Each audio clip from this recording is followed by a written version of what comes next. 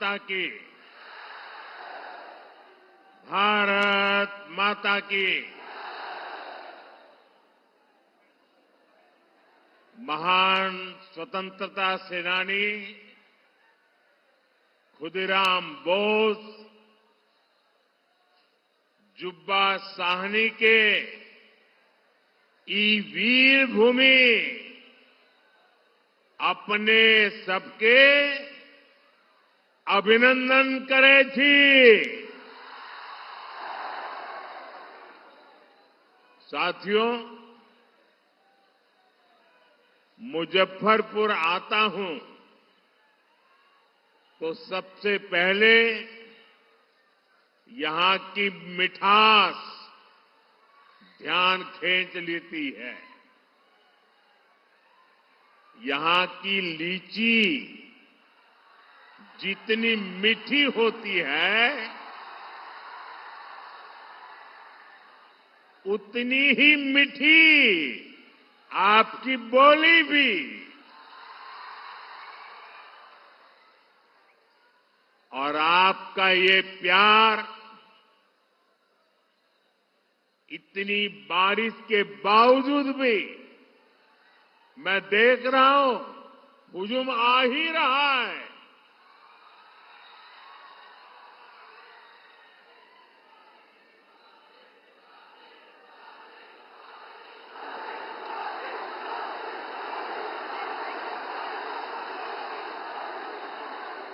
बिहार के मेरे भाई बहनों, बिहार के मेरे मालिकों,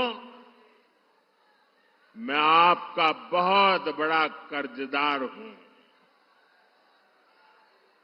और यहां तो इतनी बड़ी संख्या में युवा आए हैं।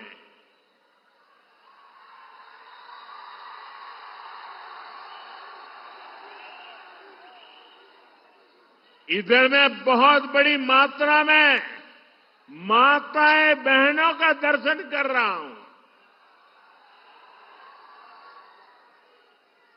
ये विशाल जनसागर बता रहा है फिर एक बार एनडीए सरकार, फिर एक बार, फिर एक बार, फिर एक बार बिहार में फिर से सुशासन सरकार। साथियों, छठ महापर्व के बाद ये मेरी पहली जनसभा है। छठ महापर्व बिहार और देश का गौरव है। देश और दुनिया में छठ महापर्व मनाया जाता है। हम छठ के गीत सुनते हैं तो भाव विभोर हो उठते हैं।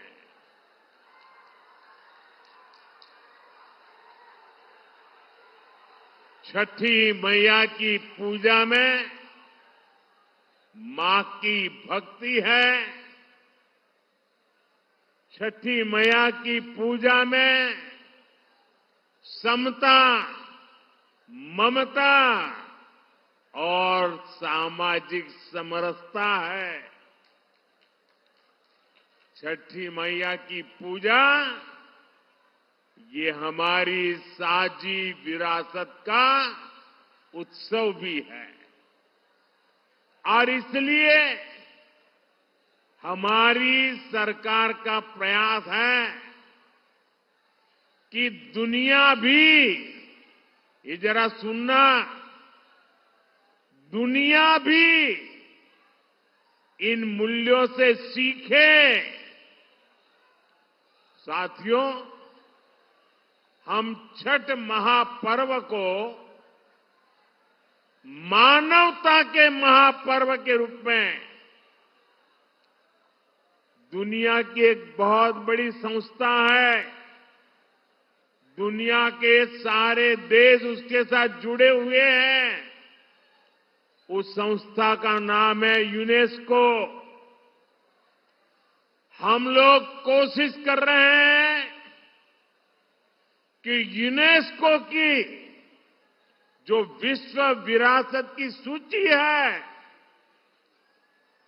पूरी दुनिया की ये महत्वपूर्ण संस्था यूनेस्को, और उसमें जो विश्व विरासत की सूची बनती है, बड़ी जांच पड़ताल के बाद बनती है, लंबी प्रक्रिया के बाद बनती है।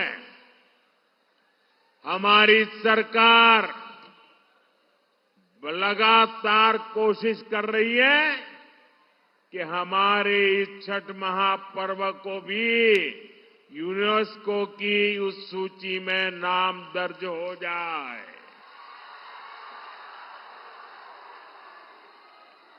मुझे बताइए, हर बिहारी को गर्व होगा कि नहीं होगा?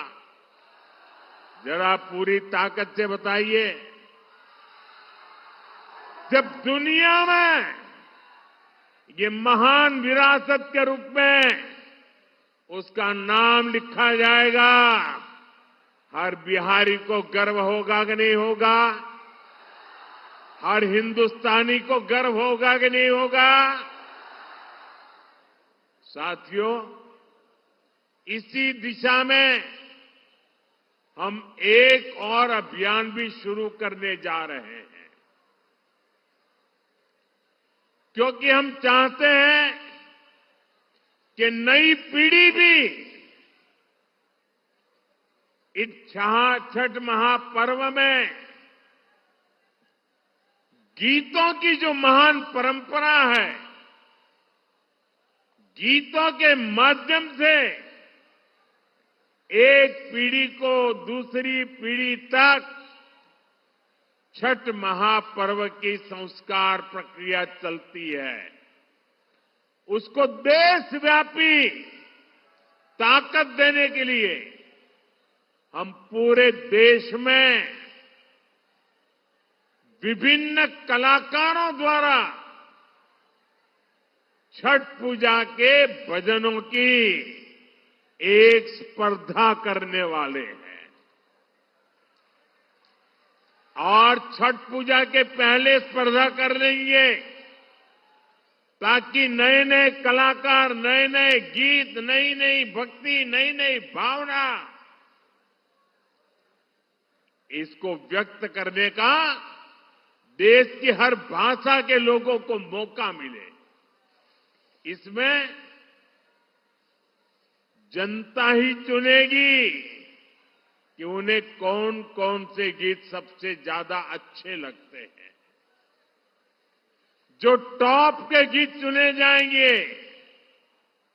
उन्हें लिखने वाले, उन्हें गाने वाले गायकों, उन सबको अगले साल छठ पूजा से पहले सम्मान किया जाएगा, उन्हें पुरस्कार दिया जाएगा। और ये विचार मुझे इसलिए आया कि मैं इस बार ट्रैवलिंग में जब होता था,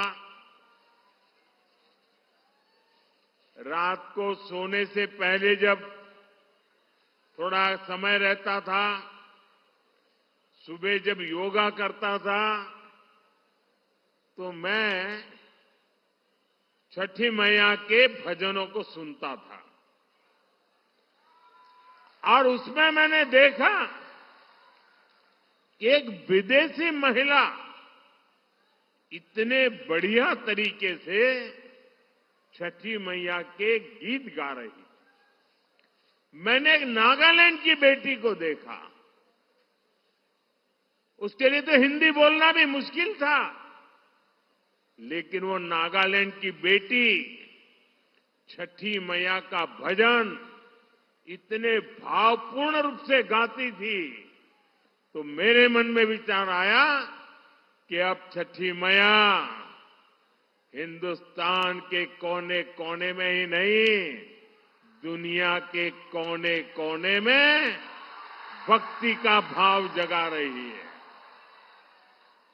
और इसमें से ये अभियान करने का विचार मेरे मन में पैदा हुआ।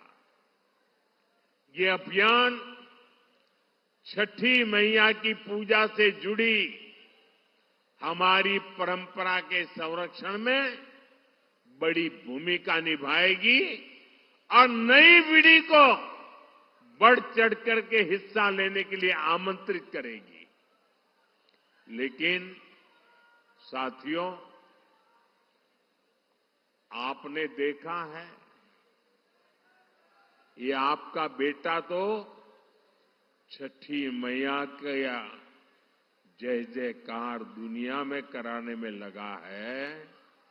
दूसरी तरफ ये कांग्रेस और ये आरजेडी के लोग क्या कर रहे हैं?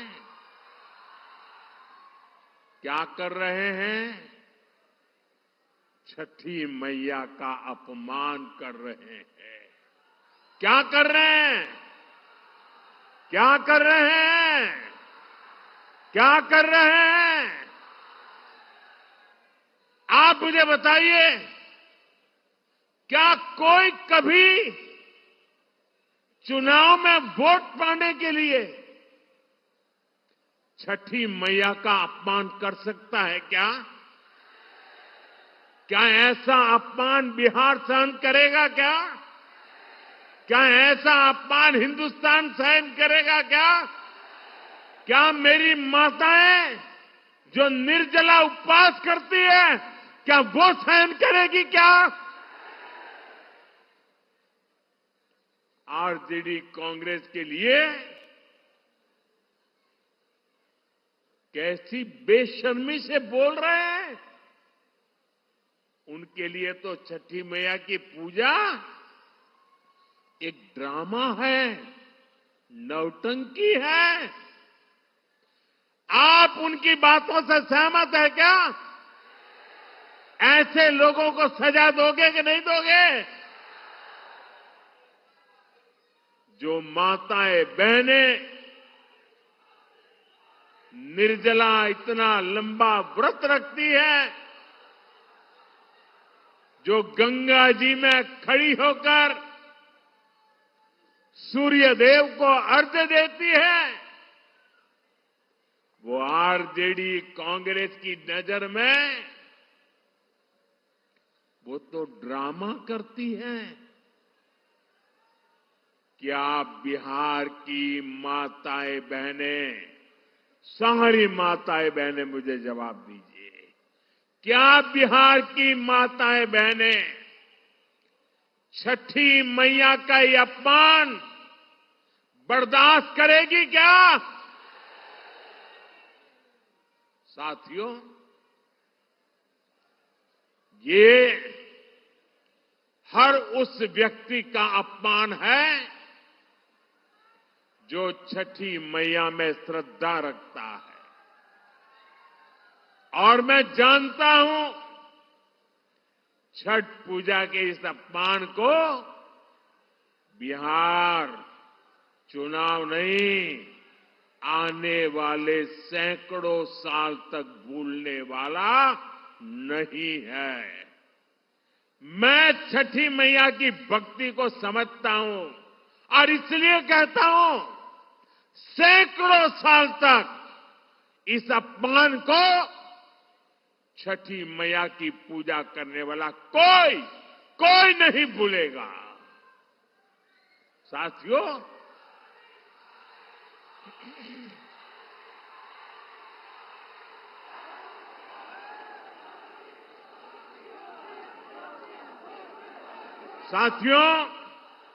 ये हमारा बिहार तो स्वाभिमान की धरती है। जिन लोगों ने छठ पूजा को गाली देने का काम किया है, बिहार ऐसे लोगों को कभी माफ नहीं करेगा। साथियों, बिहार का गौरव और बढ़ाना, बिहार की मीठी बोली, बिहार की संस्कृति, इसे दुनिया के कोने कोने में ले जाना, बिहार का विकास करना, एनडीए भाजपा की ये सबसे बड़ी प्राथमिकता है। जब भारत समृद्ध था, आर्थिक रूप से ज्ञान विज्ञान की सबसे बड़ी ताकत था, तब उसमें बिहार की बहुत बड़ी भूमिका थी। इसलिए आज विकसित भारत बनाने के लिए भी बिहार का विकसित होना बहुत जरूरी है। साथियों, आरजेडी कांग्रेस कभी भी बिहार को विकसित नहीं बना सकते। इन पार्टियों ने बरसों तक बिहार पर एक छत्र राज किया, लेकिन इन्होंने आपको सिर्फ विश्वासघात दिया है। आरजेडी और कांग्रेस वालों की पहचान 5 चीजों से है। अगर मेरी बात सच लगे तो मुझे आपका अनुमोदन चाहिए, मुझे आपका साथ चाहिए। क्या किया है आरजेडी वालों ने, क्या किया है कांग्रेस वालों ने, क्या किया है जंगल राज वालों ने? मैं 5 शब्दों में उनके कारनामों की कथा कहना चाहता हूं। ये 5 शब्द कौन से हैं? कट्टा है कि नहीं है? कट्टा, क्रूरता है कि नहीं है? कटुता है कि नहीं है? कुशासन है कि नहीं है? करप्शन, मैं दोबारा बोल देता हूं, कट्टा, क्रूरता, कटुता, कुशासन और करप्शन, ये जंगल राज की पहचान है कि नहीं है? आरजेडी की पहचान है कि नहीं है? उनके साथियों की पहचान बन गई है कि नहीं बन गई है? जहां कट्टा क्रूरता का राज हो, वहां कानून दम तोड़ता है। जहां कटुता बढ़ाने वाली आरजेडी कांग्रेस हो, वहां समाज में सद्भाव मुश्किल होता है। जहां आरजेडी कांग्रेस का कुशासन हो, वहां विकास का नामो निशान नहीं होता है।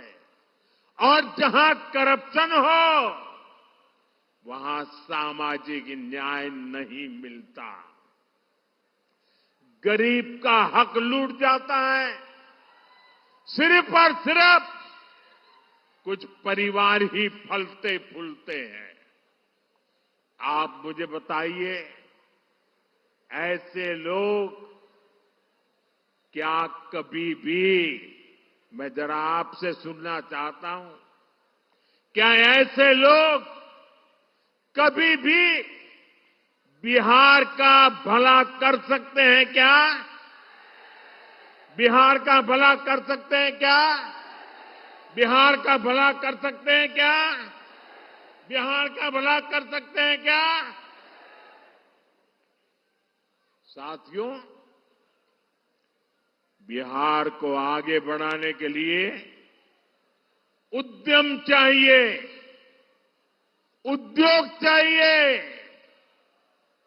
और उद्योग के लिए जमीन, बिजली, कनेक्टिविटी और कानून का राज चाहिए।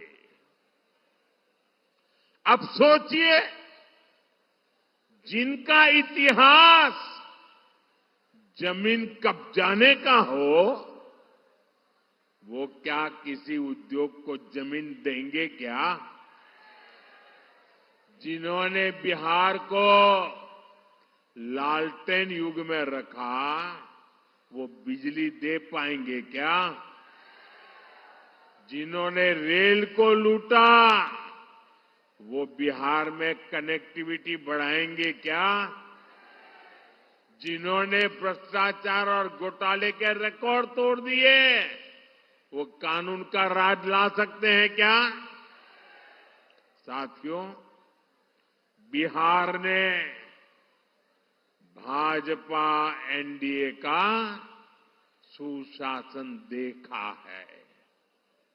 आज बिहार में रेल के इंजन बन रहे हैं, डेयरी के बड़े बड़े प्लांट लग रहे हैं, मखाना अब दुनिया भर में जा रहा है, फूड प्रोसेसिंग हो, टेक्सटाइल क्लस्टर्स हो, लेदर पार्क हो, आईटी पार्क हो, ये सब हमारे बिहार की पहचान बन रहे हैं।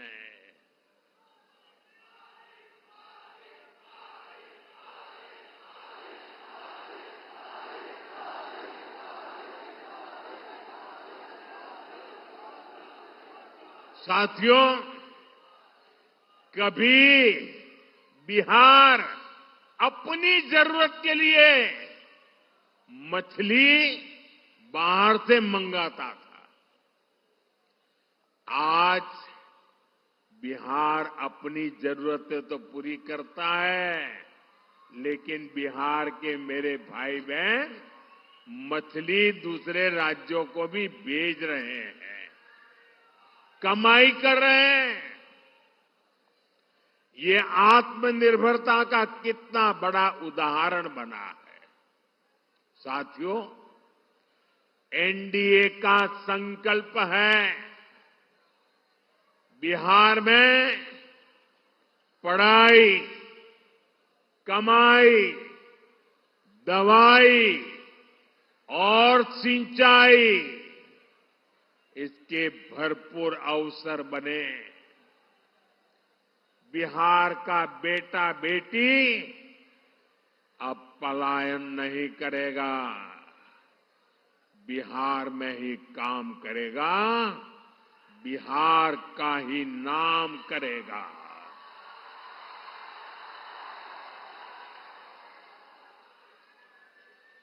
साथियों, जब सुशासन होता है तो सब खिलते हैं, और जब जंगल राज होता है तो सबका दम घुटता है। मैं इसका भी एक उदाहरण देता हूं। आजकल पूरा बिहार जीएसटी बचत उत्सव मना रहा है। इससे बिहार के हर परिवार को बचत हो रही है। हमारे नौजवान साथियों में से कोई नई बाइक खरीद रहा है, कोई नई स्कूटी खरीद रहा है। एक ताजा आंकड़ा आया है, आप इस आंकड़े को जरा याद रखना। ये सारे इतने उत्साही नौजवान मैं देख रहा हूं, जरा आंकड़ा याद रखना। पिछले साल यानी एक साल पहले इसी सितंबर अक्टूबर के महीने में बिहार में 50,000 मोटर बिक्री हुई थी। मोटरसाइकिल 50,000 मोटरसाइकिल की बिक्री पिछले 12 महीने पहले हुई थी। इस साल जीएसटी बचत उत्सव में इस वर्ष के सितंबर अक्टूबर के महीने में बिहार में करीब 1.5 लाख मोटरसाइकिल बिकी है। ये मेरे बिहार के युवा की ताकत है कि नहीं है? ये मेरा बिहार का युवा ताकतवर बन रहा है कि नहीं बन रहा है? यानी बिहार में 3 गुना अधिक मोटरसाइकिल की खरीदारी हुई है। यानी नई बाइक भी आ गई और हजारों रुपये भी बच गए। मैं आपसे पूछता हूं साथियों, कीमत कम होने से, जरा मुझे जवाब देना पड़ेगा, माताओं बहनों को भी देना पड़ेगा, युवाओं को जरा जोर से देना पड़ेगा। आप मुझे बताइए, कीमत कम होने से आप खुश है कि नहीं है? खुश है कि नहीं है? आपके गांव वाले खुश है कि नहीं है? शहर वाले खुश है कि नहीं है? बिहार वाले खुश है कि नहीं है? देश भर के लोग खुश है कि नहीं है? लेकिन साथियों, जंगल राज में ये काम संभव ही नहीं था। जंगल राज में तो गाड़ियों की दुकानें, गाड़ियों के शोरूम भी बंद हो गए थे। और ये बंद इसलिए हुए, इसलिए नहीं कि बिक्री नहीं, संभावना नहीं थी, लेकिन ये इसलिए बंद हो गए क्योंकि आरजेडी के नेता अपने टोलियां लेकर के अपने साथियों को लेकर के शोरूम लूटवा लेते थे, गाड़ियां लूट जाते थे।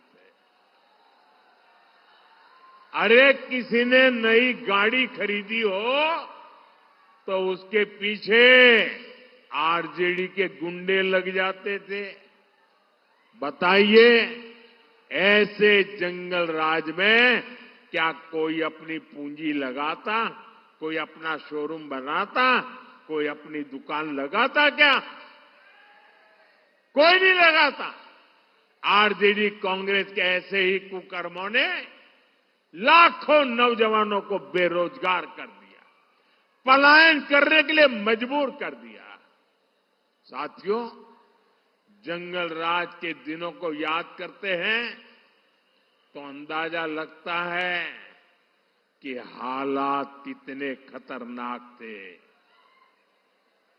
यहां आप मुजफ्फरपुर के लोग आरजेडी सरकार में हुए गोलू अपहरण कांड कभी नहीं भूल सकते।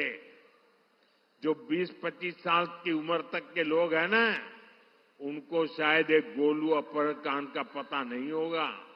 जो पुराने लोग हैं, जरा उनको बताना क्या हुआ था। इसी शहर में साल 2001 में स्कूल जाते हुए एक छोटे से बच्चों को, एक बालक को अपराधियों ने दिन दहाड़े किडनैप कर लिया था और बदले में ढेर सारे रुपये मांगे थे। और जब रुपये नहीं दे पाए तो इन आरजेडी के चट्टे बट्टों ने उस गोलू को, उस छोटे से बच्चे को उसके टुकड़े कर दिए। मेरे भाइयों बहनों, उसके टुकड़े कर दिए, बेरहमी से उसे मार दिया गया। पूरे बिहार के जंगल राज में आए दिन ऐसी घटनाएं घटती थी, ऐसे हालात बना दिए गए थे। आरजेडी के शासन में करीब 35 से 40 हजार से ज्यादा अपहरण हुए थे। आज के युवा कल्पना कर सकते हैं कितनी खौफनाक स्थिति थी। साथियों, रोते बिलखते मां बाप से आरजेडी को न कोई तब फर्क पड़ता था और ना ही आज उन्हें आपके सुख दुख से कोई लेना देना है। आपकी किसी चिंता से उनका लेना देना नहीं है। आरजेडी कांग्रेस की नीयत क्या है तो इनके ताजा प्रचार से ही पता चलता है। आप आरजेडी कांग्रेस के खतरनाक नारे सुन रहे होंगे। इतना ही नहीं, चुनाव प्रचार में इनकी बेशर्मी देखिए, इनकी हिम्मत देखिए। चुनाव के मैदान में भी कैसे गाने बज रहे हैं। हम तो हाथ जोड़ करके आपकी सेवा करने वाले गीत लेके आते हैं और ये कैसे गाने बजा रहे हैं। इनके गानों में छर्रा, कट्टा, दूनाली,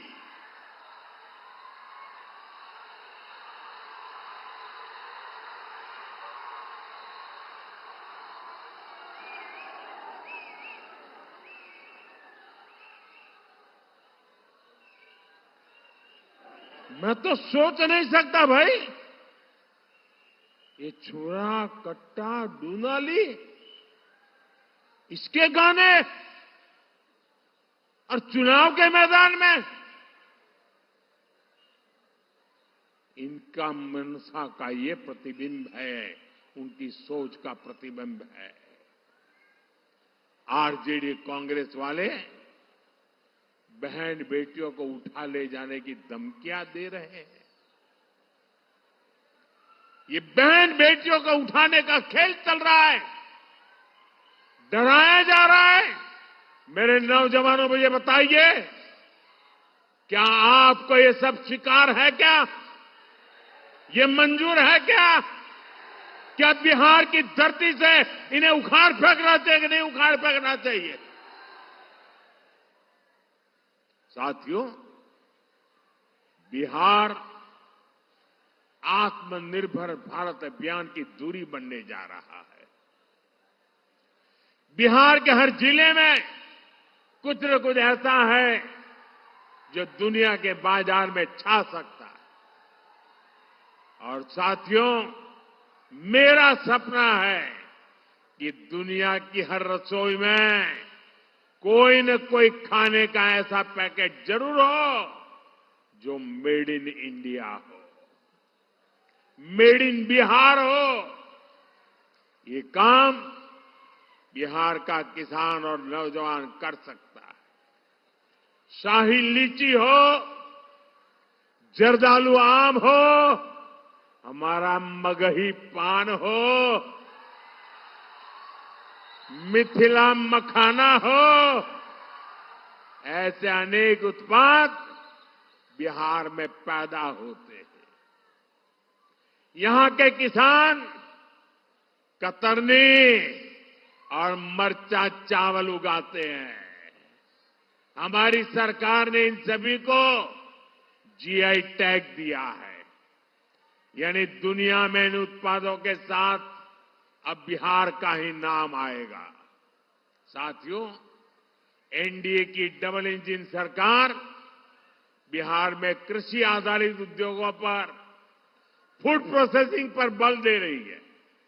इसके लिए भी हमारी सहकारी समितियों को मदद दी जा रही है और हम छोटे किसानों के हितों को भी प्राथमिकता दे रहे हैं। पीएम किसान सम्मान निधि जैसी योजना इसके जीते जागते सबूत है। इस योजना के तहत सिर्फ मुजफ्फरपुर के किसानों के खाते में ही करीब 1,500 करोड़ रुपए जमा हो चुके हैं। यहां के किसानों में, मैं बिहार की और देश की बात नहीं कर रहा हूं, सिर्फ इस इलाके की बात कर रहा हूं। 1,500 करोड़ रुपया किसान के खाते में पहुंचा है। साथियों, मुजफ्फरपुर का विकास होता है तो पूरे उत्तर बिहार के लोग आगे बढ़ते हैं। आप याद करिए, जब कुशासन वालों की, जंगल राज वालों की सरकार थी, जब अस्पताल नहीं मिलते थे, बड़े बड़े डॉक्टर बिहार छोड़कर चले गए थे, और अब आज यही मुजफ्फरपुर में सैकड़ों करोड़ रुपए का कैंसर अस्पताल बना है। मुजफ्फरपुर मोतिहारी एलपीजी पाइपलाइन, इस प्रोजेक्ट के कारण अब बहनों की रसोई तक सस्ती गैस पहुंच रही है। साथियों, मुजफ्फरपुर की दरभंगा, पटना और छपरा के साथ कनेक्टिविटी सुधर गई है। हमारी सफर आसान भी हुआ है और दूरी भी कम हुई है। वो दिन दूर नहीं जब मुजफ्फरपुर का रेलवे स्टेशन और पताही एयरपोर्ट यहां की नई पहचान बनेंगे।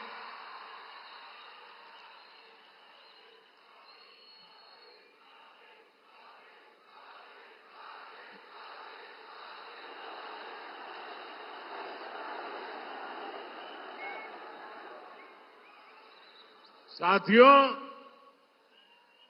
ये धरती राजेंद्र बाबू, जेबी कृपलानी, जॉर्ज फर्नांडिस और कैप्टन जयनारायण निषाद की कर्मभूमि रही है।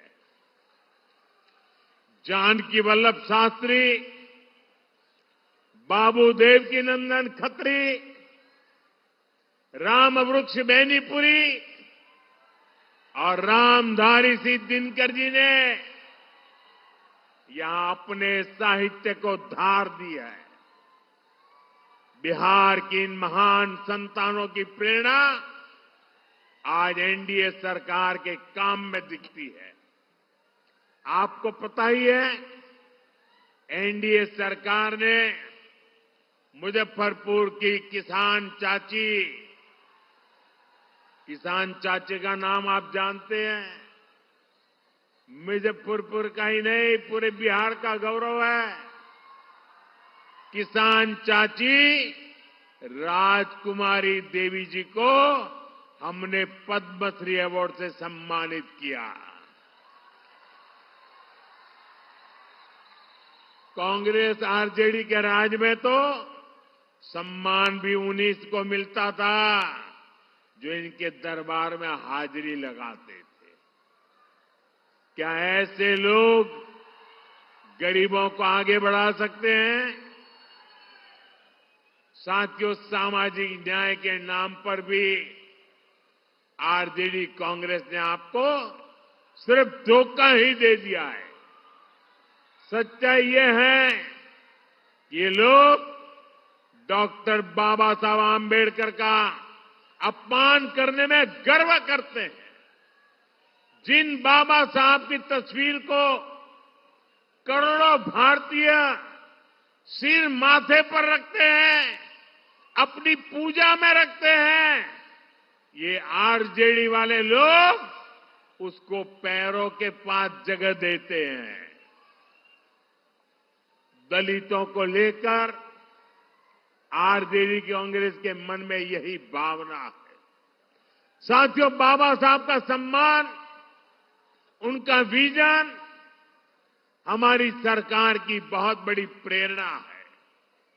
हमारी सरकार ने बाबा साहब से जुड़े स्थानों को पंच तीर्थ के रूप में विकसित किया है। बहुत कम लोगों को पता होगा कि बाबा साहब ने जब पीएचडी की पढ़ाई की थी तो उनका विषय था रुपया रूपी। वो अर्थव्यवस्था के बहुत बड़े जानकार थे। इसलिए ही भाजपा एनडीए की सरकार ने जो डिजिटल लेन देन वाला प्लेटफॉर्म है ना, आप जो मोबाइल से पैसे देते हैं, आपको पता है हमने उसका नाम भीम रखा हुआ है।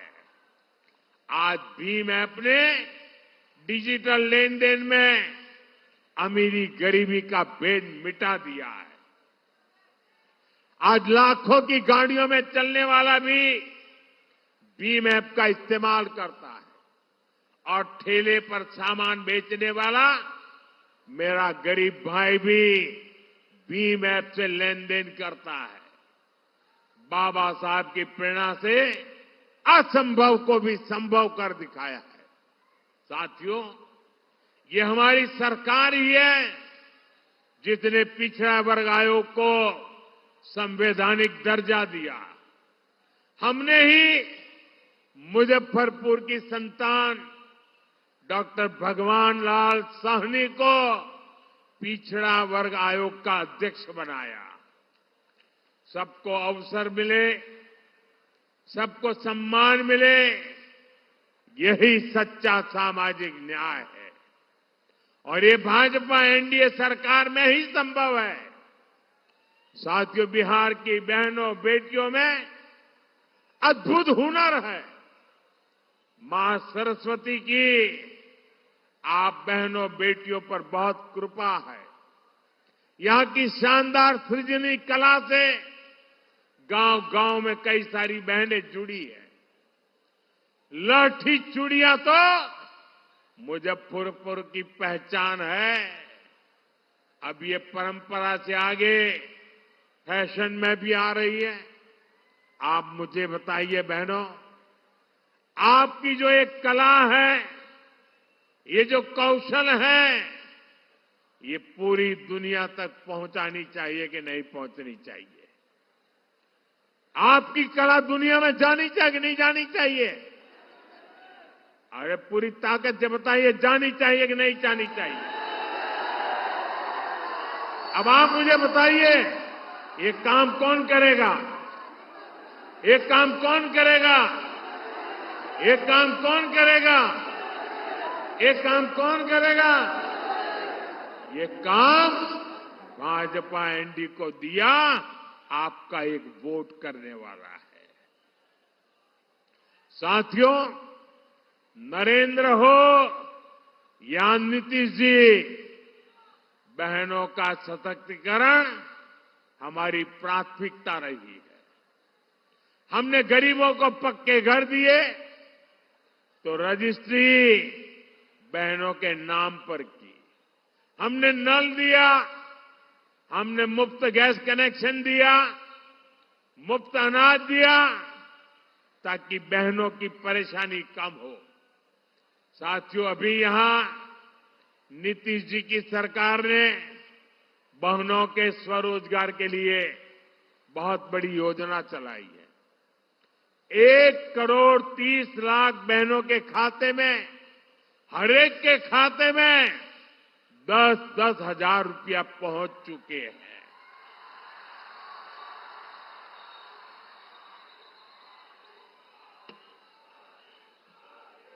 देखिए, सुनते ही बहनों में कितनी चेतना दिख रही है। इस पैसे से बिहार की बहनें अपना खुद का कोई न कोई व्यवसाय, कोई न कोई काम शुरू कर रही है। और मैं आपको विश्वास दिलाता हूं, हम यहीं पर नहीं रुकेंगे। जब फिर से एनडीए सरकार बनेगी तो इन बहनों को अपना काम बढ़ाने के लिए और अधिक प्रोत्साहन दिया जाएगा। साथियों, बिहार के चुनावी संग्राम में अब 2 युवकों की जोड़ी ने, जो अपने आप को युवराज ही मानते हैं, इन 2 युवराजों ने झूठे वायदों की दुकान खोल दी है। एक भारत के सबसे भ्रष्ट परिवार का युवराज, दूसरा बिहार के सबसे भ्रष्ट परिवार का युवराज। ये दोनों ही हजारों करोड़ के घोटाले में जमानत पर है। और गांव में जो जमानत पे आता है ना, कोई भी उसका सम्मान नहीं करता है। इन दोनों ने कल भर भर के मोदी को गालियां दी है, भर भर के गालियां दी। अब ये जो लोग नामदार हैं, वो इस कामदार को गालियां तो देंगे ही। कामदार को गाली दिए बिना नामदार का खाना हजम नहीं होता है। दलित को, पिछड़े को गाली देना तो ये नामदार अपना जन्मसिद्ध अधिकार समझते हैं। और इसलिए ही तो ये लोग मुझे 24 घंटे दुत्कारते रहते हैं, नफरत करते हैं, गालियां देते रहते हैं, गंदी गंदी गालियां देते हैं, सिर्फ इसलिए क्योंकि इन्हें बर्दाश्त नहीं होता कि एक पिछड़ा, एक गरीब घर से निकला, एक चाय बेचने वाला व्यक्ति आज यहां पहुंच गया है।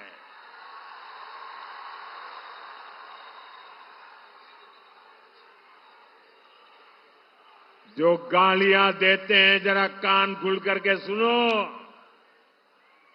ये आपकी कृपा से यहां नहीं पहुंचा है, ये तो देश की जनता जनार्दन के आशीर्वाद से और बाबा साहब आंबेडकर के संविधान से पहुंचा है। साथियों, इस चुनाव में असली खबर मुझे दी गई गालियां नहीं है, बल्कि आरजेडी कांग्रेस में हो रहा झगड़ा है। आरजेडी कांग्रेस का रिश्ता तेल और पानी की तरह दिख रहा है। एक ग्लास में होते हैं, शीशे का ग्लास है, दिखते तो एक ग्लास में, लेकिन पानी और तेल का मेल ही नहीं होता है। बिहार में हर तरफ से खबरें आ रही हैं कि कैसे आरजेडी कार्यकर्ता कांग्रेस के लोगों को नीचे घसीट रहे हैं। वही कांग्रेस के कार्यकर्ता भी आरजेडी के लोगों से पूरी दुश्मनी निकाल रहे हैं। जमानत पर चल रहे इन दोनों युवराजों ने कल ये दिखाने की बड़ी कोशिश की कि उनके बीच कोई मनमुटाव नहीं है, कोई झगड़ा नहीं है, लेकिन इन्हीं लोगों के लिए कहा गया है, ऊपर से तो दिल मिला, भीतर फाके तीन।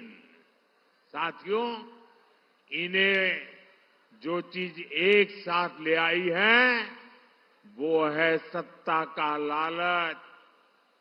इन्हें किसी भी तरह बिहार की सरकार पर कब्जा करना है ताकि भ्रष्ट परिवार मिलकर फिर से बिहार को लूट सके।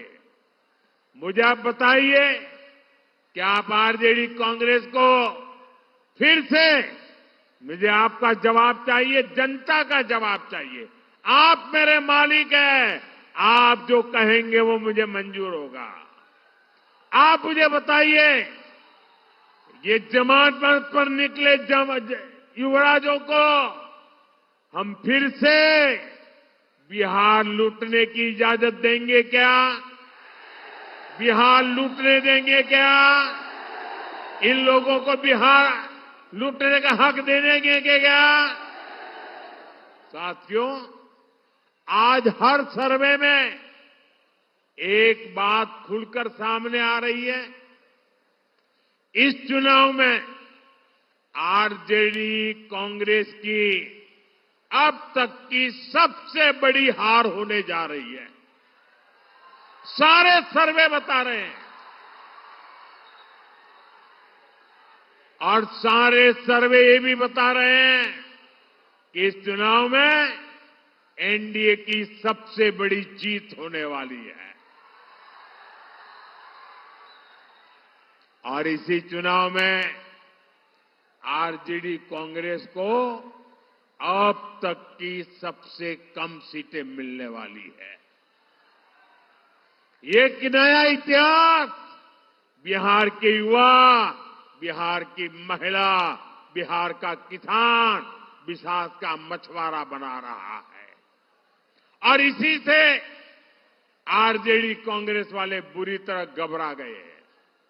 अपने घोषणा पत्र में ये लोग ऐसी ऐसी बातें बोल रहे हैं कि सिर्फ और सिर्फ झूठ है। ये लोग इतना फेंक रहे हैं कि इनके समर्थकों तक को हजम नहीं हो पा रहा है। मैं देख रहा था बिहार के युवा कैसे सोशल मीडिया पर इन लोगों का मजाक उड़ा रहे हैं। ये आरजेडी कांग्रेस वाले बिहार के लोगों की बौद्धिक क्षमता को कम आंकने का पाप कर रहे हैं। मैं जानता हूं बिहार के लोग आरजेडी कांग्रेस के झांसे में नहीं आएंगे, फिर एक बार एनडीए सरकार बनाएंगे। साथियों, बिहार अब विकास की रफ्तार पकड़ चुका है। यहां इस क्षेत्र में 6 नवंबर को मतदान है। कब है? कब है? जरा जोर से बोलिए, मतदान कब है? मतदान कब है? 6 नवंबर, याद रखें। आपको अपना वोट बिहार की समृद्धि का नया रास्ता बनाने के लिए करना है। मेरी बात याद रखिएगा, पहले मतदान फिर जलपान। आप इतनी बड़ी संख्या में एनडीए के इन सभी उम्मीदवारों को आशीर्वाद देने के लिए आए। एक बार फिर आप सभी का बहुत बहुत धन्यवाद।